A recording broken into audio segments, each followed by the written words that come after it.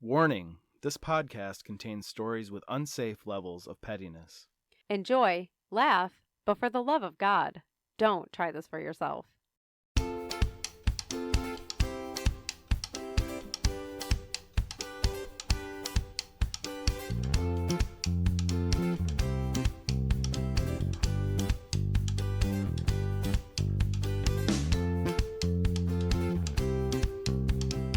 Hi, I'm Kate, I'm Andrew. and this is Let's Talk Petty. And right now, I'm very excited. You look very excited. I am finally getting to tell you the story that I've been working on for a long time, like almost a year now. It's been probably close to a year, yeah. Yeah, a lot of preparation. And if you sit any farther to the front of your seat, you might fall off. I'm so excited.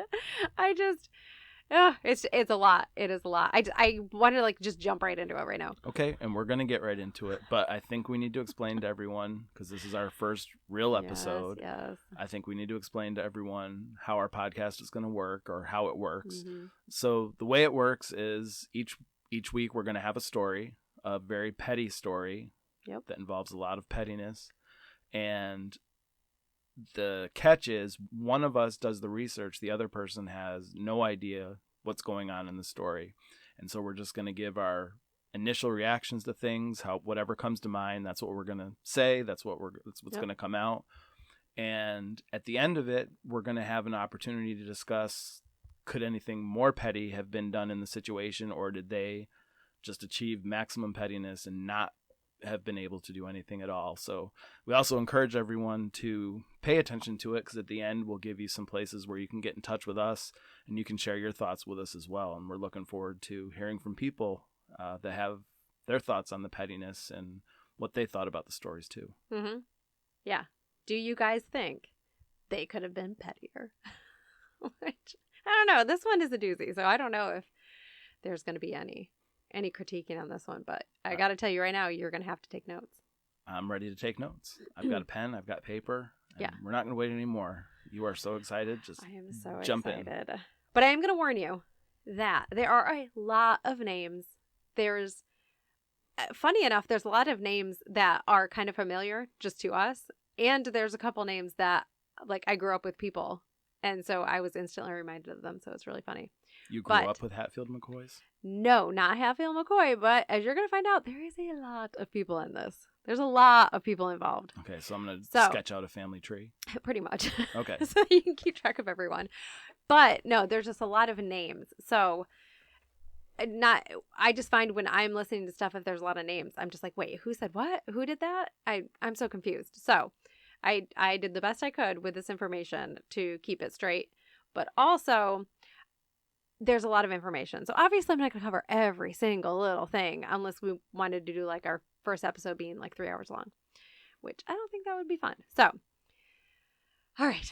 Are you ready to hear ready. What it is? And this isn't going to be 3 hours. This is not going to be 3 hours. Okay. No. I'm ready. I definitely I picked and chose.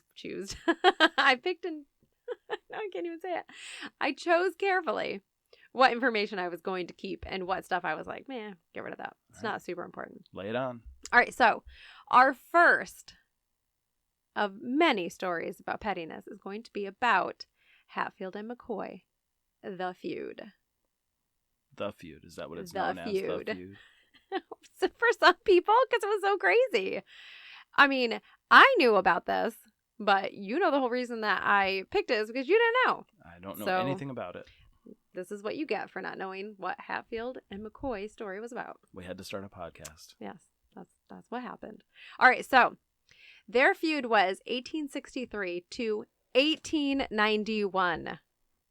So that's a lot. That is a lot to talk about. And I'm just going to give you where this all took place. So it was in Pike and Logan counties in Kentucky and West Virginia. So this was in 2 different states. So I'm going to tell you first about the Hatfields. Okay. So they both have patriarchs. So the one for the Hatfields, his name was William Anderson Hatfield. But he was known as... Billy? That would be awesome. No. It was Devil Anse. A-N-S-E. That's what people called him. That's what people called him. Devil aunts. Devil aunts. Okay. Which, of course, instantly I was like, what? Why? What is happening? Why would you call him that? You don't hear about too many devil aunts nowadays. Oh, that devil aunts. So, I also found in trying to figure out how to pronounce it that there's different ways to say it. But the one that I heard that was the funniest was on-ze-a. I was like, no. No, I'm Wait, not they doing pronounce devil aunts on Saya? They just the aunts part. Okay. They pronounced it on-ze-a. I was like, no. Devil on Zaya. Yeah, which I kind of want to call him that because it's Can we funny. just call him Bill? No, we're not calling him Bill because that is not his name. Nice try. Okay. But his nickname has many origin stories. The one I liked the best was it was in contrast to his good-tempered cousin, Anderson Preacher Ons Hatfield. And apparently that comes from Ansel, so it means divine or helmet from German. So apparently he was such a turd that they were like, hey, your preacher cousin over here is way better than you. And so they took the opposite and called him Devil. So there was pettiness in the family itself. Just in the nicknames alone. Okay. Which, I mean, you have to be pretty bad if your family is like, hey, let's call you Devil. So then the way he was described as looking is something else too. They describe him as very backwoods and rough-hewn mountain dweller. So you're a prototypical person when people think of West Virginia and Kentucky. Nothing wrong with West Virginia and Kentucky, but there are stereotypes. There are stereotypes. And this is probably where it comes from. You have to also think, yes, but this is like, 100 years ago. So honestly, I feel like that could be a lot of places, except for major cities. True. A lot of people could be like, maybe not mountains if you don't live in a mountain. My apologies to West Virginia and Kentucky. I'm sure it's great places now, and I've been there. Hey, we love West Virginia. We drove through. It's gorgeous. It is. All right, so by the 1870s, he was an increasingly successful timber merchant. What comes into play, which this all comes into play later, which is why I'm mentioning it. But I also have to say with a nickname like that, like, would you do anything other than cut down trees and sell them to make money? Like, what do you do with the name Devil Aunts? What else would you do? Exactly. Magic show? I didn't think about that. He could be one of those people that comes into town and then gets chased out and never allowed to come back He's again. a rough backwoods man with a top hat. Selling me tonic. I don't know. Maybe he could. All right. So he also employed dozens of men, including some McCoys. So they were all friends at this time. I wouldn't say friends. They knew acquaintances. Each other. Okay. All right. So my last tidbit about Devil Aunts, and I don't think this is going to come as a surprise, is he was a Confederate Army vet and a Southern sympathizer. Not really surprising there. I was not shocked when I read that. Fits the name. All right. So we're going to move on to the McCoys. Okay. So, McCoys.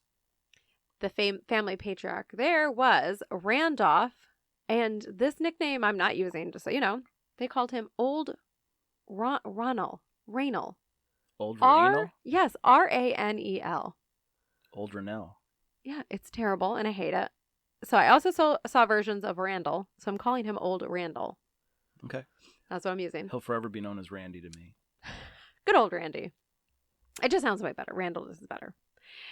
So he was not as prosperous as Devil Aunts, which I say, no duh. I mean, just listen to his nickname.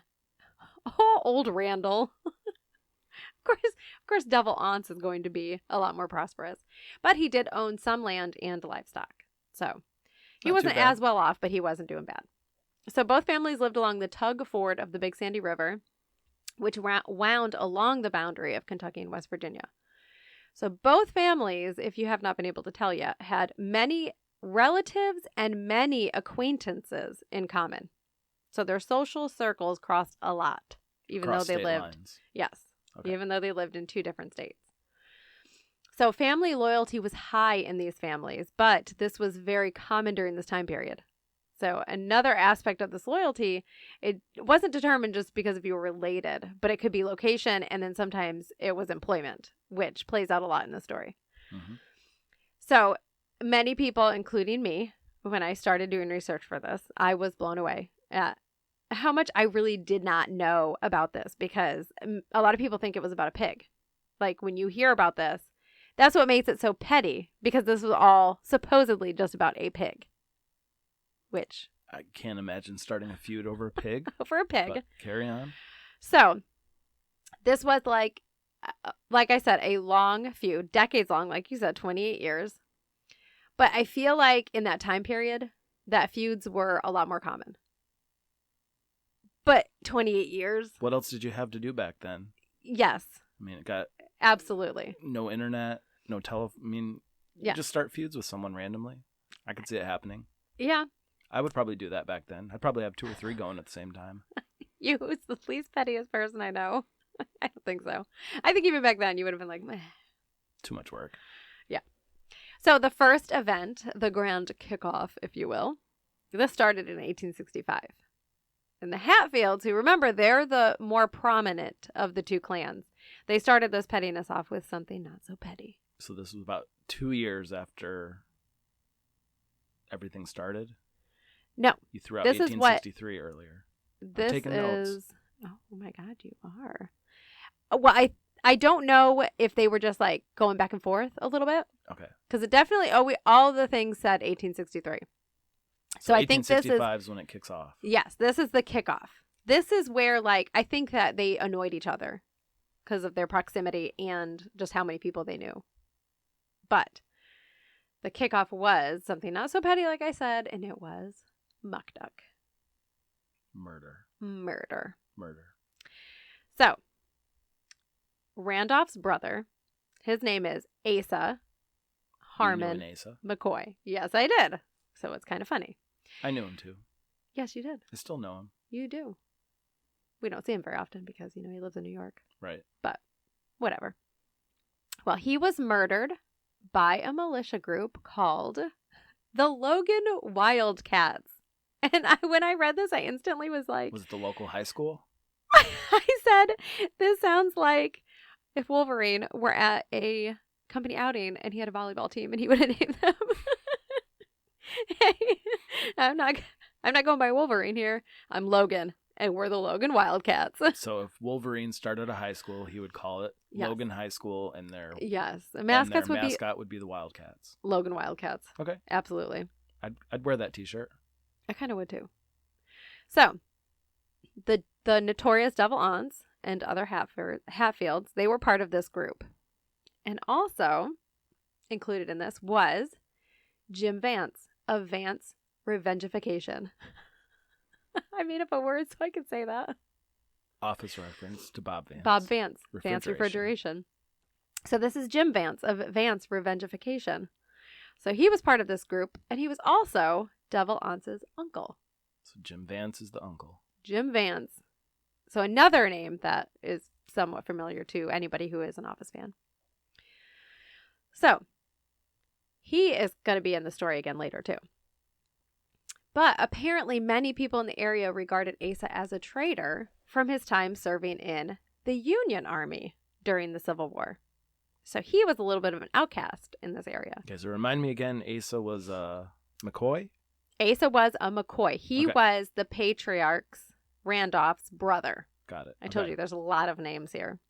I've got a Venn diagram going already, and it's a mess. So he was like kind of an outcast, how dare you go to the Union Army. So because of that, it made tensions high, but it didn't set the two families at each other, even though, it was murder and it's his brother. It was the 1860s. It wasn't a big deal. Yeah, not a big deal. And, both Randolph and Devil Aunts happened to have served in the Confederate Army. So, you gotta love those racist ties, huh? Nothing bad there. A little bond that I guess even murder of your brother won't break. Ridiculous. So, tensions are high, though. But a whole decade goes by. And then, bam. This is where the unthinkable happens, Andrew. So we're in the 1870s now. Yeah. Unthinkable things are about to happen. Yeah. Okay. So Devil Aunts' little cousin, Floyd Hatfield, he is accused by old Randall of stealing a pig. Floyd stole a pig. Floyd Allegedly. stole a pig. Yeah, in the year 1878. Now, old Randall, Was there any laws on the books about stealing pigs at the time? I'm sure that you should not steal a pig. What if they have a lot of pigs? No. Okay. Pretty sure you don't steal. You don't steal. Even if it's a pig, you don't steal the pig. But would you steal a pig to feed your family? Yes, but he's a Hatfield, isn't he? So they've got money. All right. Yeah. He doesn't need money. But old Randall, like, you kill his brother. Whatever. You steal his pig?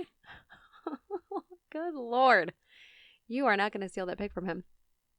I thought you said families were close back then. They're stealing pigs and getting mad, but if you kill family, they don't care. Yeah. Well, family like ties I were said, not strong. Well, they were strong, unless you're a racist. Okay, so that's where this comes into play again. Yes. Again, this comes back around. So, obviously he didn't like it.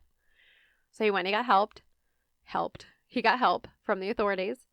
So then there was a trial.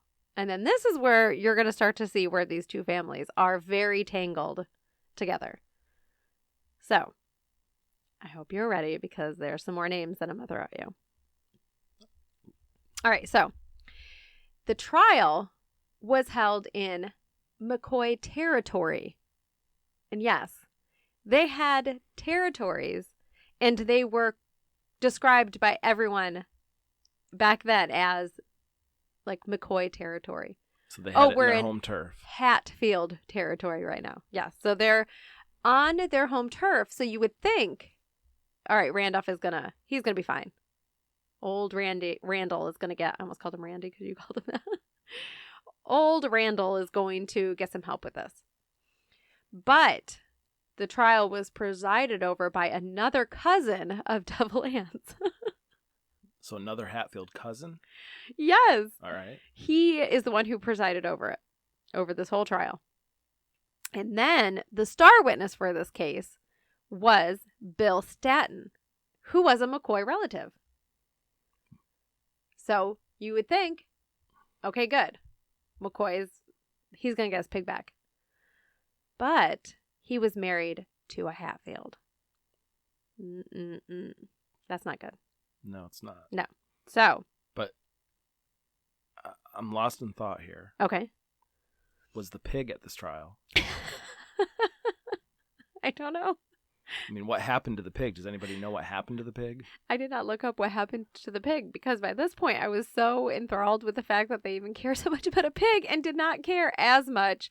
I mean, I think it annoyed him, but did not care as much about the fact that he murdered his brother. I mean, I can just see the pig sitting there in the courtroom, just looking back and forth between the two families. I don't want you guys to fight. I love you both so much. Okay, I guess just a minor point, but something Yes. I was concerned with. I can't be the only person that was wondering No. if the pig was in the court. Probably not. I don't know. Maybe they ate the pig. Maybe that's why. Maybe it was like how Babe is. Maybe Babe is really based on old. I don't remember Babe at all. What? I know it was always on TV, but I do not remember. It's an older man who has this pig who's going to get killed, but then he falls in love with this pig and the pig doesn't get killed. Okay, now I remember. So maybe that whole story was based on old Randall and his pig. And then the Hatfield story. Oh my God. This could be a whole offshoot of this story that I didn't even think about. Anyway. Stay tuned for our next podcast where we learn where movie origins come from. Or we just guess where they come from. Make up our own stories. Anyway, so back to the story. So Bill, remember the star witness, he vouched for Floyd, the one who stole the pig. So because he did that, all right, you betrayed the McCoys. You do not vouch for a Hatfield pig stealer. Especially when you're a McCoy. You wouldn't think about it. Yes. So we're going to go 2 years later, and guess who ends up dead? Well, we don't know if the pig is dead. No, we can't say if the pig is dead. We don't know if he's dead and eaten. Nope, it was poor Bill Stanton. Poor Billy. He should not have vouched. He was violently killed by none other than, you guessed it, the pig. I really want the pig to come back into play. To be just part of this whole story. No, 2 McCoy boys who were nephews to Randolph. And their names, who would have guessed? Their names were Sam and Paris McCoy. So one thing I've noticed Yeah. from the 1860s to now is the names are getting a lot more normal. Yeah. I mean, it's gone from Well, Devilance to Sam. Well, that was just a nickname. He had a normal name. But people called him Devilance. Yeah. Well, Now there's just that Sam. was just weird. Yeah. Good old Sam. Okay. And in this story, only Sam was tried. But just like Floyd, I forgot to say, Floyd was acquitted of all charges. Okay. Which wasn't a surprise because of the whole situation. So just like Floyd, Sam, he got acquitted because he was let out of it saying that it was self-defense reasons. Which, probably not. Probably not, but no witness. Yeah. Which territory was this in? It doesn't say. Okay. It doesn't say where the trial was or anything. Oh, well, or it does somewhere, but I didn't care to look it up because there's so much information. Okay. But obviously, this is building the tension between the families even more than it already was. So now we're going to go forward a couple months, and then there was a new scandal for the clans to be worried about. Young love. Uh-oh. Yeah, it was right. So it is now 1880. Good things never come from love. Never. Well, especially in this situation, as you'll see. It's kind of sad. So it's election day. It's popping. All the locals, they're hobnobbing. When all of a sudden, now this is another name that, it's from Johnson. It's short for Johnson. Johns. Johns. Yeah. All right, we're back into the bad names. Yeah, Johns. Johnse. Apologies to any Johnses out there listening. Yeah, Johns. Hatfield. So he is the 18-year-old son of Devilance. And he bumps into Rosanna McCoy, Randolph's daughter, which instantly made me think of Rosanna, Anna, Dana. Instantly. Now every time I say Rosanna, it's all I hear. I just instantly in my head, when I first read her name was Rosanna, I was like, oh God. Rosanna, Anna, Dana. I couldn't help myself. Sometimes we can't help these things. It just comes to my brain. So, according to the town's hot goss, Hot goss. hot time. the two quickly became enamored and disappeared together for hours. Did they share a glass of moonshine? It's funny that you say that Oh, boy. because when you hear what happens later, they could have. All right. They might have. They could have. And we'll find out in a minute. So, word has it that Rosanna feared some blowback from her family, obviously. So she stayed at the Hatfields, much to the chagrin of the McCoys. They did not like that. So you might start to think, well, maybe if these two fall in love and then the two children of the clan leaders get married, you know what, there's going to be some peace to this volatile situation.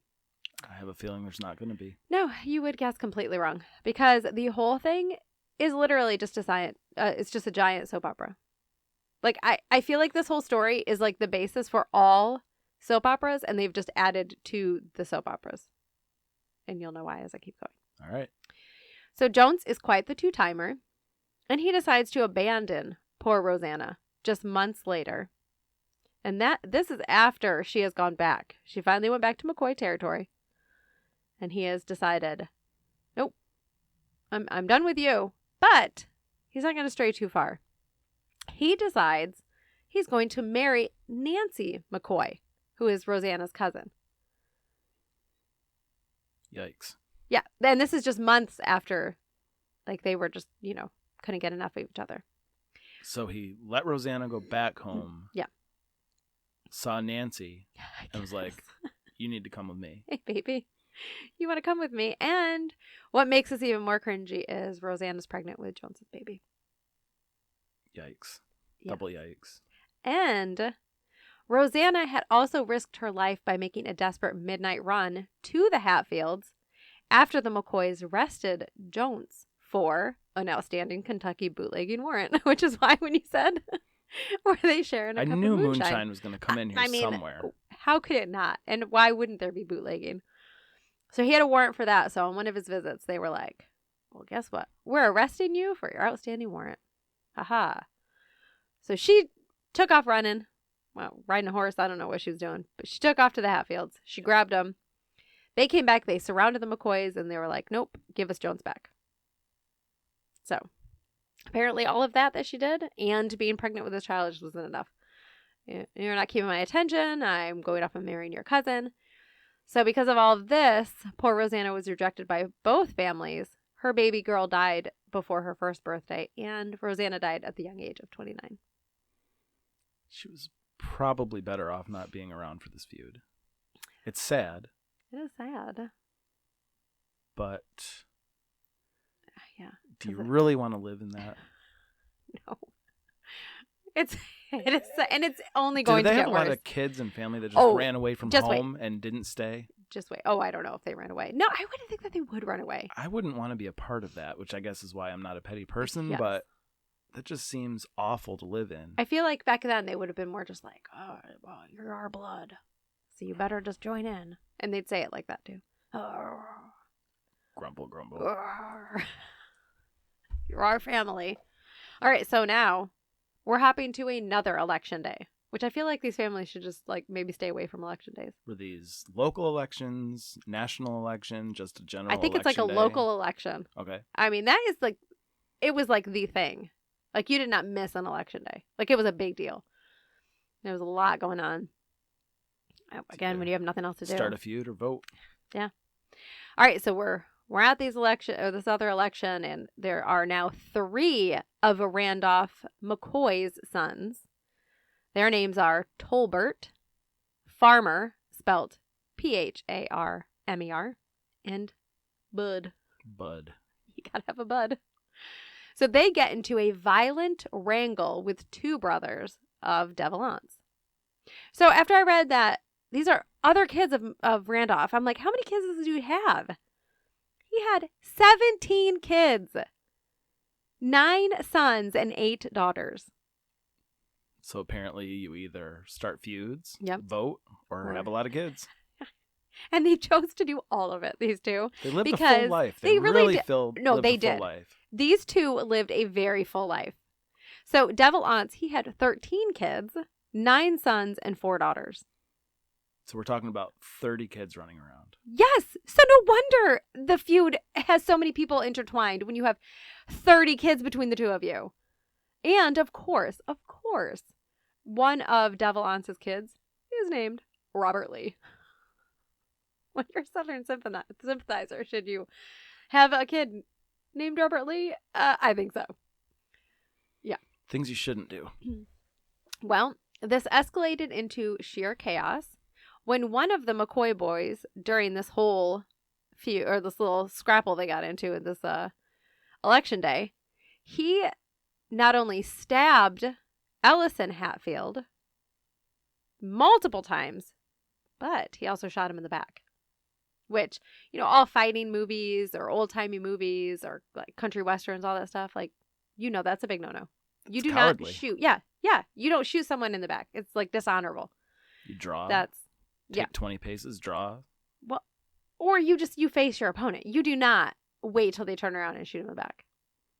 If I was back then and I wasn't even part of this, I would have been like, yeah, that would have been my opinion. Right off the bat. Yeah, you don't shoot someone in the back. You get slapped in the face, you go to the duel. Yeah. You do not wait till they walk away. That's a no. So, obviously, all this ruckus is going on. So the local authorities, they quickly arrive and then they apprehend the McCoys. But in true backwood fashion, somehow the Hatfields intercede and they take the men to Hatfield territory. So the Hatfields come and they're like, no, police officers.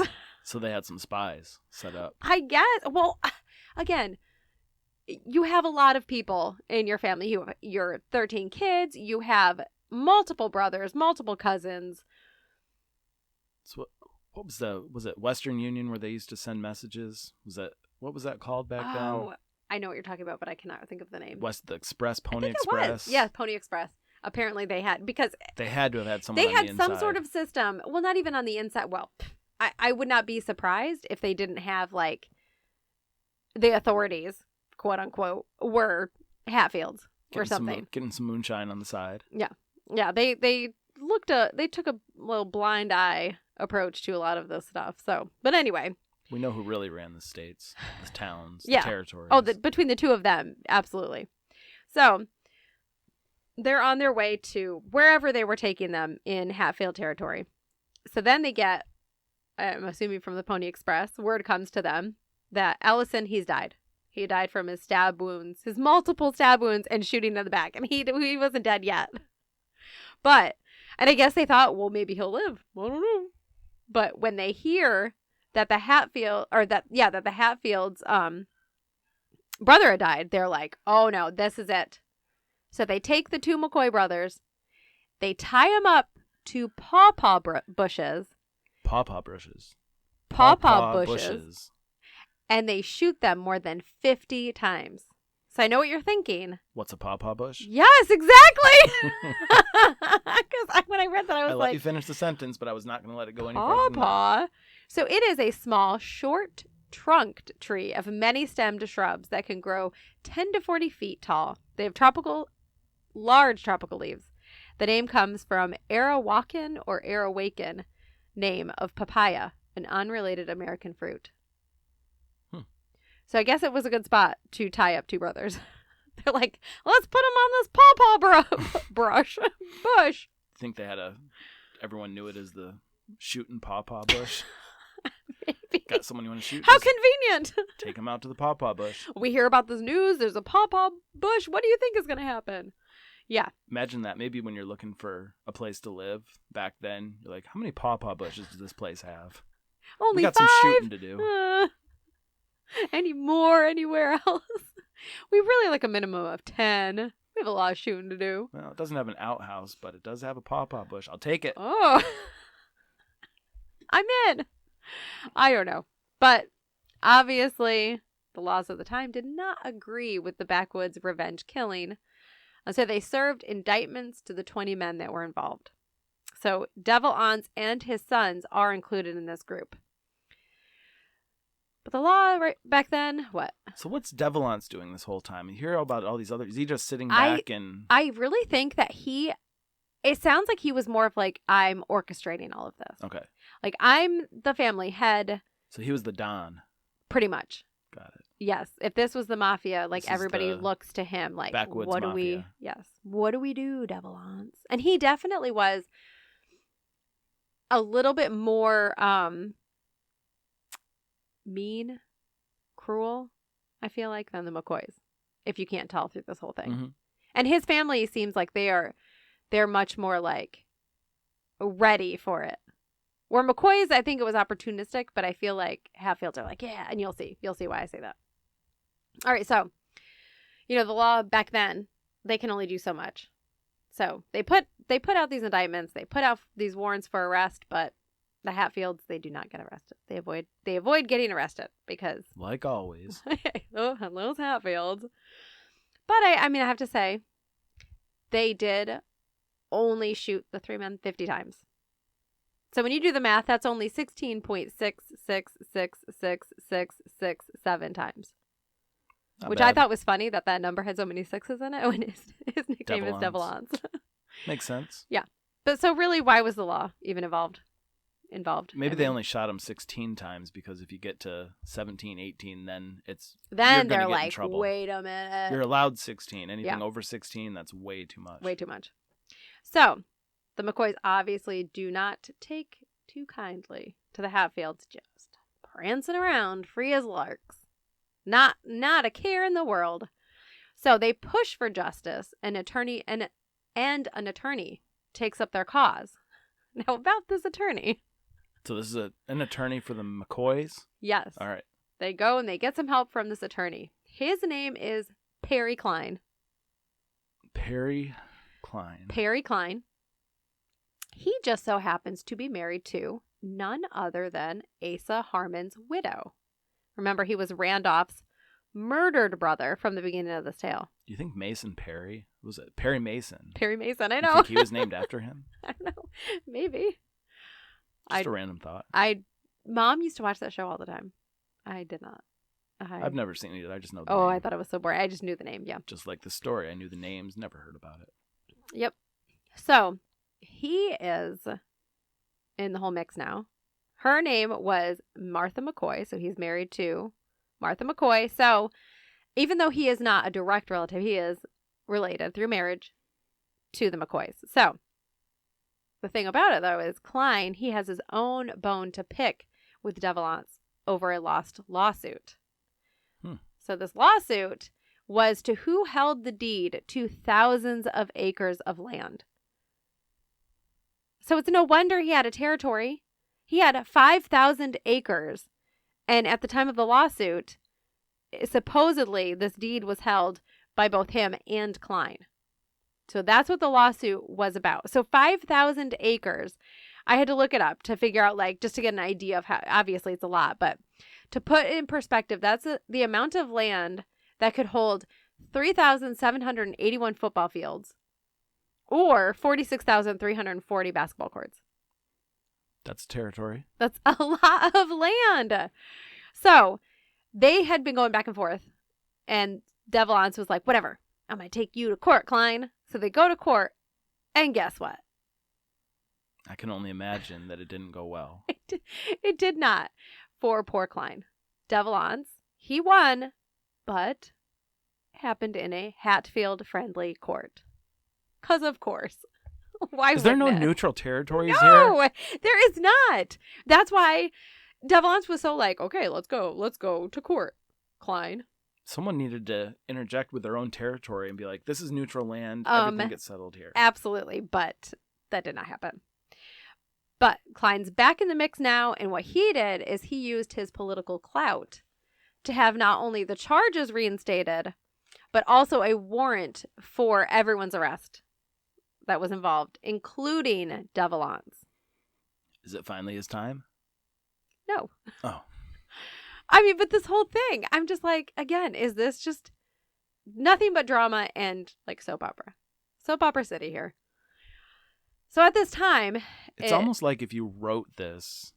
People wouldn't believe it. People wouldn't believe it. It's just too unrealistic. Yes. It's so insane. Like, where if you you're turn just this into a TV executive for your soap opera, you're like, we really can't use this. This is a little far-fetched. Please take this Tone away it from down us. just a little bit and maybe we can use it. Step back on the courts just siding with one person. Come on now. Well, obviously with all of this, the media starts to take notice in 1887. And just like today, they put their own twists on the events because, they're trying to sell those papers. What did Fox News say back then? I can only imagine what Fox News would say. I wonder whose side they would have been on. I don't know. Between Fox News and CNN, I'd be wanting to, rip my eyes and ears out. I'd be like, shut up, both of you. I feel like CNN might have been with the Hatfields. Oh, absolutely. No. You think McCoys? No, I think they would have been with McCoys because I think McCoys were they were more like, let's take it to court. Wait, which side was the... Hatfields was the crazy side. Fox News would have been Hatfields. Were they the ones, the racists? Well, they were both racist. They were all racist. They were all racist. Which one had the kid named Robert Lee? That was Hatfields. Okay, so... Devilance. Okay. Fox News would have had Hatfields. And if CNN had to pick, they would do McCoys. Absolutely. Okay. And I'd want to just not listen to any of it. And it would be terrible. Yeah. It would be terrible to listen to. So, they portrayed Hatfields at the time as more backwood hillbillies who are violent troublemakers. But weren't they both? Like I said, Hatfields were a little bit more of the extreme. McCoys were also a little bit backwoods. But again, they went more like, well, I'm going to take you to court. You know what they needed was Walter Cronkite to just tell the news the way it was back then. Yes. He'd be like, well, this is what's happening. That was not a good impression of him. No, that was probably a top 5 worst impression of Walter Cronkite I've ever heard. I'm Walter Cronkite. Nope, then you didn't even get his name right. First, let me give you a lesson on doing an impression. Yes. Make sure you get the name right of the person you're impersonating, because that person probably knows their own name. No, the story is so crazy that he forgot his own name. Yeah. Okay, fair point. Yes, that's what I'm going off of. So, to put an end to the fighting, the Hatfields went to the McCoys and they said, let's call a truce. Stop this petty fighting. It's causing way too much unnecessary bloodshed. So they actually used the word petty. Yep, and that was the end. What? lying. That was a lie. I had to throw it in there because that did not happen. That would have been just a big letdown after hearing all that. Yeah. Well, it's over. Yeah. But, you know, in true insensible people acting in insensible fashion, the Hatfields, they don't do that. They don't say this is being petty. Let's not keep killing people for no reason. They instead get their cohorts and they decide to attack Randolph and his clan. Because that'll make it better. It's worked so far. 20 years, you think they've learned a few things? So, Devil Aunt's son, Cap. Good old Cap. This is the first we're hearing of Cap, right? Yep. Okay. All of a sudden he comes. He's in this whole mix now. He's gonna go and he's gonna help. And he gets their ally, Jim Vance of Vance Revengification. So it feels like they have their main players and then they've got their bench players. Yep. And when people get killed, they're like, okay, you're off the bench, your turn. Yep. So they've got their whole little No, football but team remember, here. Jim Vance, there's a reason why I call him a Vance Revengification. Because he was all part of that militia. And yes, I made up a word. If Dr. Seuss and rappers can do it, I'm right up there with them. And I can do it too. Revengification. Hashtag revengification. That's right. I was pretty proud of that word. So, they went and they were like, come on, Hatfield men. We're going to go. We're going to ambush the McCoy home. And they choose to do it on New Year's Day in 1888. Because why not? In broad daylight. No, I think it was overnight. Okay. But New Year's Day. It would Day. fit the story if they tried to do it during the day because... Would they really care? Would they care? I mean, at this point, like, they've gotten away with this much. So are they really worried about it? Probably not. So in the whole attack, old Randall, he was able to escape into the woods. But his son, Calvin, and his daughter, Alifair, they were killed in the crossfire. So 2 of his kids are killed. And then the mob that went there, they beat his wife so badly that they crushed her skull. But she lived. That's not very friendly. No. It's ridiculous. So, you haven't really heard a lot of gruesome things in this story. That's probably getting shot 50 times, but... Well, I think that's kind of gruesome. Somebody got stabbed multiple times and then shot in the back. Who would have thought skull crushing would come into play? Well, I mean, I would feel like they obviously feed off of each other. They're in a frenzy. But what do you do to top that? To top crushing someone's skull? I mean, maybe you're going to tell me what's next, but that seems like it. Yeah. Yeah, this has gone to the point now where it is so out of control. Because in all of this, what did Randolph's wife do other than give him 17 kids? So she was pregnant for 17 years. Ugh. That's almost the whole feud. Yes. Well, you can't really get involved with the feud older. when you're pregnant, though, either. She's probably not feeling well. And no, doesn't sound like the women did I think too this much is with just by the time the kids were older. But if she was pregnant that much, though. Yeah, but still, the kids are older. A lot of his kids were part of this feud, going back and forth. Okay. I mean, he had kids to spare, for crying out loud. So, this whole thing is out of hand. To the point where a bounty hunter comes in. And his name is Frank Phillips. If you had said Boba Fett, I would have walked out the door. Boba Fett? I mean, I could see someone being named Boba in this whole story. There has to be someone named Boba. No, but the funny thing is about Frank Phillips is I grew up with a Frank Phillips, and he was super serious, very no nonsense. And so as soon as I read this, all I'm picturing is him being this bounty hunter, because he could have been. Do you think the Frank Phillips you grew up with had a list of people's names on his wall written on a piece of paper that were mean to him and he was just going to take out? I don't know if anybody would be mean to him. That's how no nonsense he was. Like his son, I always would be like, oh, I felt so bad for him because his dad. Yeah, Frank Phillips, the son. The Frank Phillips I grew up with. I always felt so bad for his son. Oh. That's how no nonsense Frank Phillips was. And why I picture him or he could have been the bounty hunter. Okay. I just thought it was funny with how many names are just part of this whole thing. So he is no nonsense. This Frank Phillips in this story. No nonsense at all. No nonsense Frank Phillips. He hunts down Cap and Vance. And he kills Vance. So Vance of Refrigeration, Revengification, he is gone. And then he catches 9 Hatfields and their supporters, and he takes them to jail.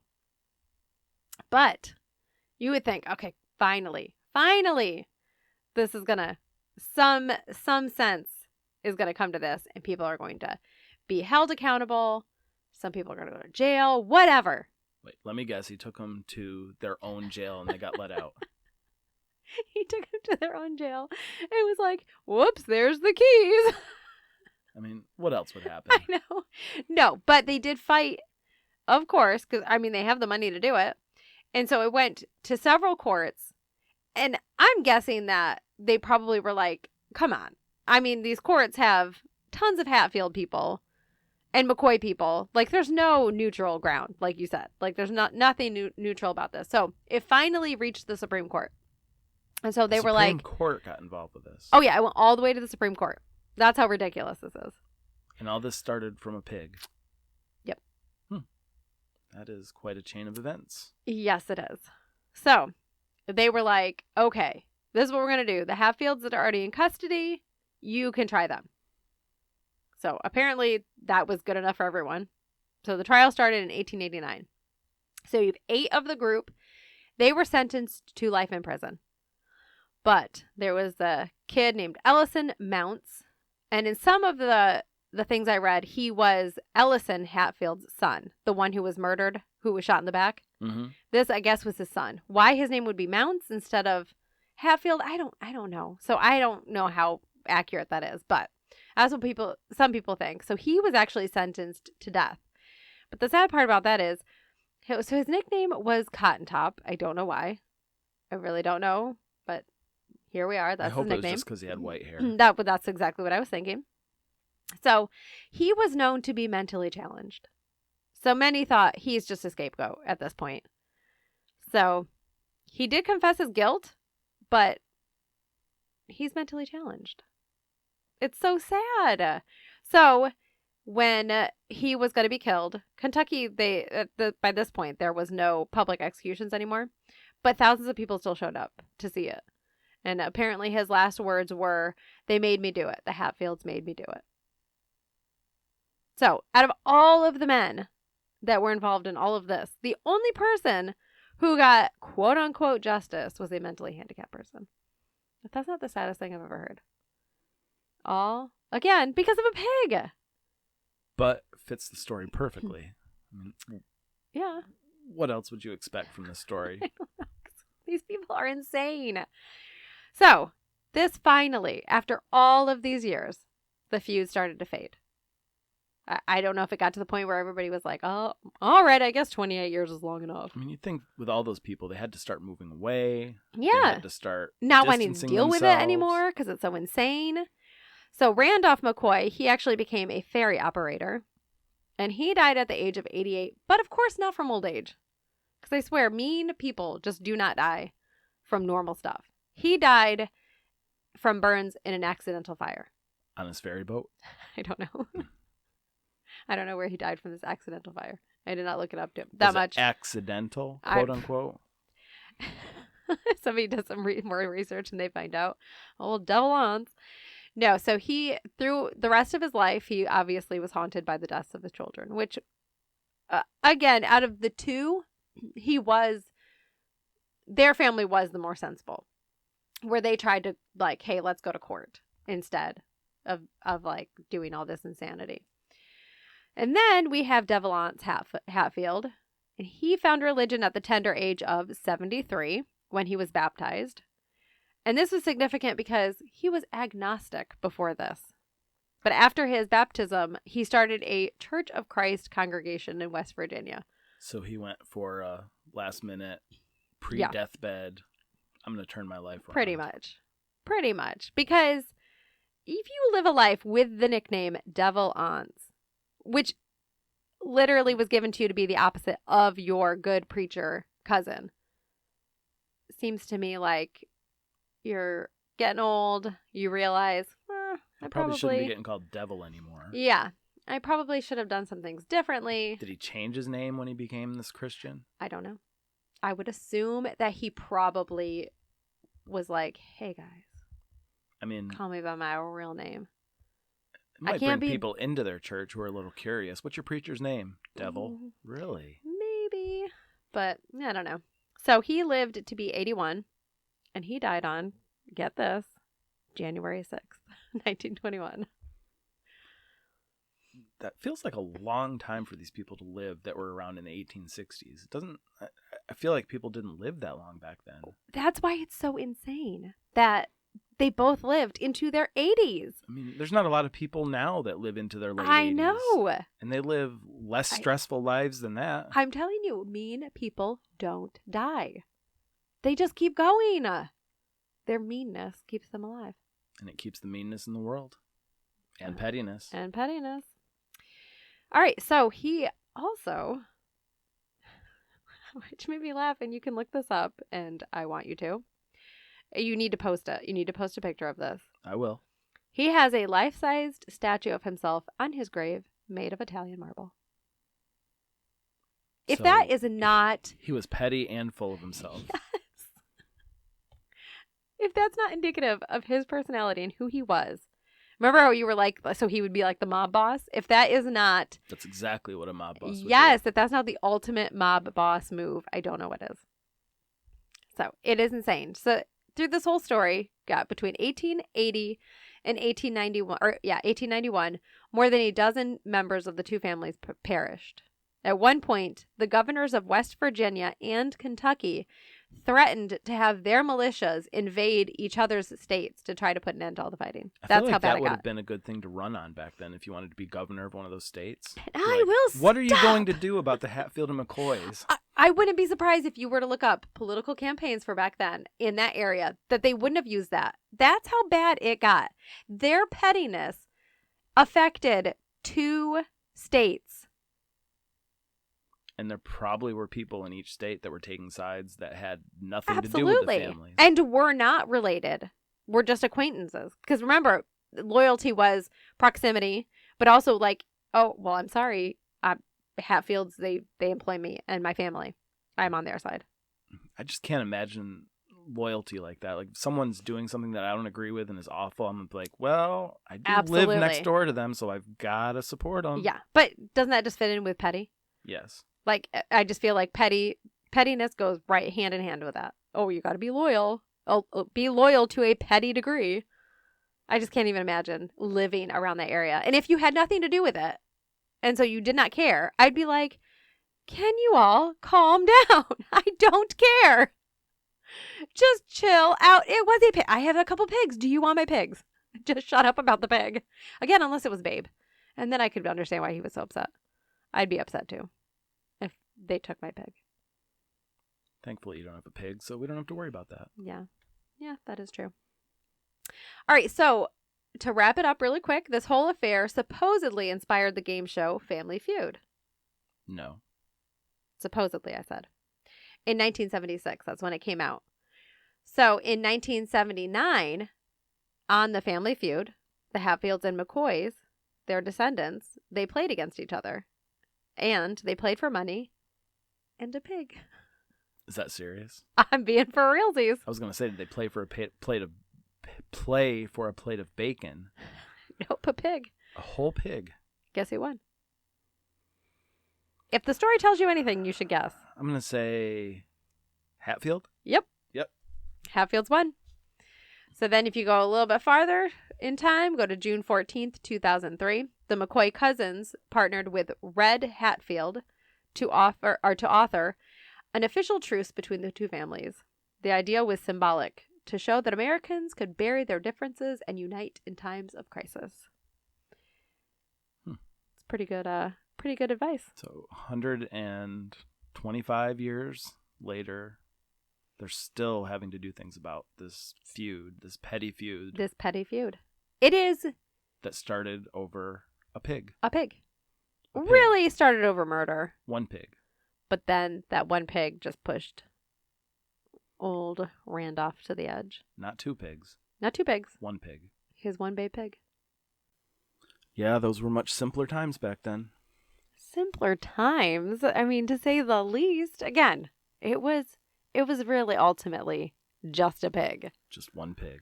Just a one pig. You couldn't just go get another one. I don't know. Of course not. No, you can't. You start a feud. Yeah. But we're at that point.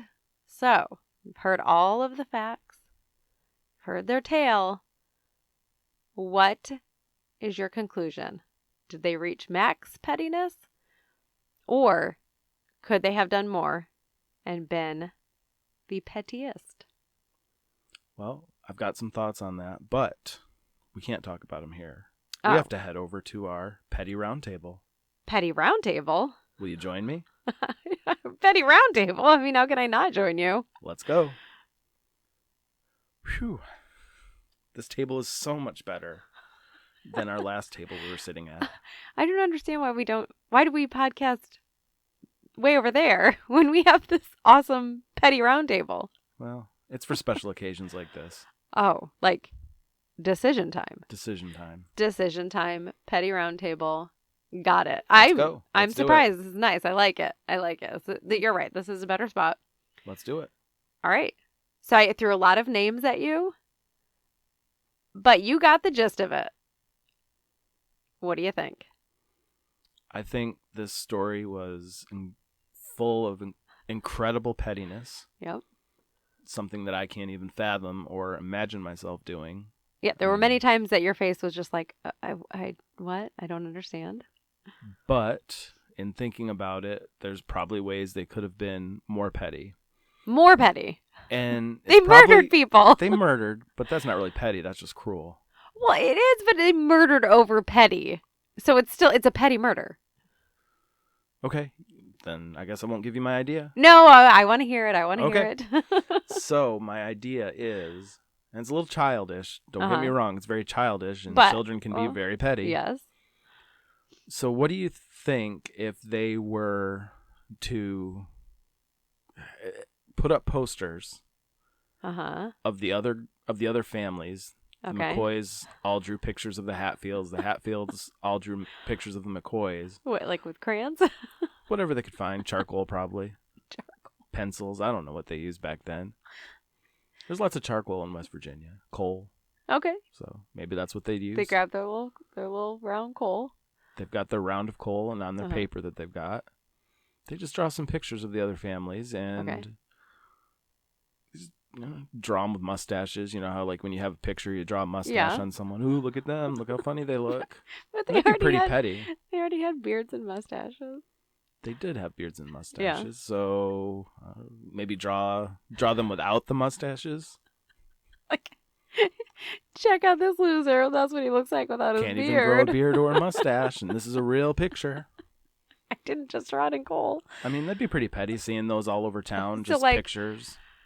Well, they were into big into elections, and I mean campaigns. I'm sure they didn't have the same political campaign poster things out there, but it's like in your face. It's out there, so it's more like getting everyone involved in an even pettier way. I mean, it would be pretty petty, I think. Oh, look at that poster I put up of them. It doesn't just have to be on election day. It could be whenever. Well, I know, not just on election day. I'm saying they liked elections, so maybe they would steal the idea of whatever the campaigning is. They would campaign to show their drawings of the other ones without beards. I'm not a petty person, so it's tough to come up with something more petty than what happened. So I'm just coming up with something additionally petty. Hey, you are entitled to your opinion. And I know it's not really the game that we're playing here of how can we be more petty, but it would be kind of funny, how states have state mottos, state birds, state colors. It would be kind of funny if the state that backed the family that lost this feud, I know it just kind of ended. There wasn't really a winner or a loser. But if there was a loser in this feud, the state that backed them, they had to add on that their state quality is pettiness. Like when you look up states on Wikipedia, you see all that information. Yeah, like a state bird. Right. A state flower. And they their have state to quality. list a state quality, and their state quality is petty. I mean, it's a good punishment because 28 I know we're not talking years. about punishments here, but I do understand what you mean because it went on for 28 years. I mean, each state was like, "Oh, I'm going to send my militia." Like, how about just take care of them with the law? And I think we just created a new addition to our game. Not only can we think about ways of being more petty, we can think about punishments for the pettiness. And I think that's pretty good punishment. For the state. Yeah. I guess it'll teach people to choose the right side. I guess. If there was a right side. It's hard because there was sometimes no right side there in was no this. right. Yeah. Well, something to think about. See all the good that happens at the Petty Round Table? Petty Round Table. Came through. You can't beat the Petty Round Table. Lived up to its name. I didn't even know where you were keeping it in our house. Well, full of surprises. Full of surprises. All right, well, that's your thought. That was your opinion. I don't know if I really have. I feel like they were max petty. I see what you were saying, but my opinion is max petty. So now it's going to be up to our listeners to kind of chime in. Right. They need to let us know, like, what do they think? Yeah. What do you guys think? Do you think they could have been more petty? Is there something else they could have done? Is there a punishment that's worse than the one that I just came up with? We'd love to hear from you, and we want to make this as interactive as possible and get feedback from our listeners, and maybe we can even mention it when we get some in and talk about it maybe in the next episode if we get some. Yeah, that'd be really cool. So how can they get in touch with us? We've got all of our social media up, and we can give you all the different ways to reach us now. You can reach us many different ways. You can reach us via email at letstalkpettypod@gmail.com or on Twitter at pettytalkpod. And then we have Facebook and Instagram, Let's Talk Petty Pod, or our phone number, 904-446-8448. Just in case people don't want to type it out, you just want to go for a good old voice message, go for it. We're ready. Send a text message. Quick Doesn't voicemail, matter. quick text. So we wanted that available. And we have a YouTube channel. It's not quite up and running yet, but it's going to be Let's Talk Petty Podcast. And we'll be putting up videos. Maybe we'll put some videos up of us talking about the episodes. Maybe a little video of us doing an episode one time. Who knows? Yeah, it'd be a lot of fun. We're coming up with ideas for that. Yep, a lot of different ways to reach us because, I mean, the more opinions, the more thoughts we have, I feel like it's going to be better. And I'd love to hear the funny comments about this too. Funny thoughts of what people. There's got to be a lot more out there. Go through their brain because, I mean, there's a lot with this story. Exactly. All right. Well, I can't wait for next week. And what's going to happen next week on next week's episode? Well, next week, you're going to tell me the story. I've got a story that you've never heard, and it's going to be a mini episode. It's going to be shorter than this one. So every other week, we're going to do a long episode, a little bit longer discussion, and the other 2 weeks, we're going to talk about in a mini episode, just a little bit shorter, briefer, and of course, give you guys an opportunity to comment on those as well. So we look forward to hearing your comments on it. Yep. And if you think I'm excitable while I'm telling a story, just wait till you hear me when I am reacting to a story. And I know you have no information about this one. I know, never heard of it, so I'm excited. All right. We'll talk to you next week. All right. Can't wait.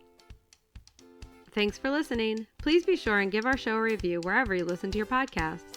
And be sure to follow and subscribe so you don't miss an episode.